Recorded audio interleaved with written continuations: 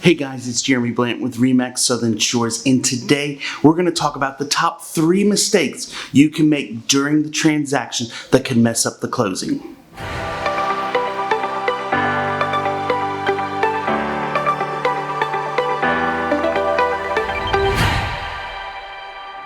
Hey guys, it's Jeremy Blanton with RE/MAX Southern Shores, and today we're going to discuss the top 3 mistakes you could make during a transaction. So you've already found the house that you want, you've put it under contract, and these are 3 things you definitely don't want to do that could really mess up the transaction and make it really difficult for you to close. So let's count them down from 3 to 1 being the most important, and here we go. Alright, so number 3, schedule a vacation. If you have a house on the market right now, either as a seller or you're thinking about buying one, scheduling a vacation the week or so before closing is probably the worst thing you could absolutely do.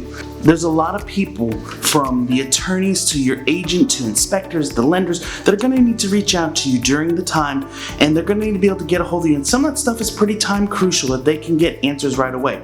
So if you schedule a cruise for a week before closing and you're out of the country and not available to access your phone, email, online, text messages, anything with people, it's going to make it virtually impossible for you to close on time. Number 2. Using an attorney that doesn't specialize in real estate. Now, this one you would think would make sense, but unfortunately there are some attorneys on the beach that are more inclined to doing real estate transactions than others. There are some that's all they do. They specialize in the real estate industry, and the transaction is something that is a very specific process from beginning to end. So it's important that you work with an attorney that knows who to contact to get title work done, is familiar with working with lenders, and can do the process, and when they get that package from the lender, process the paperwork in a timely manner so that you can close on time.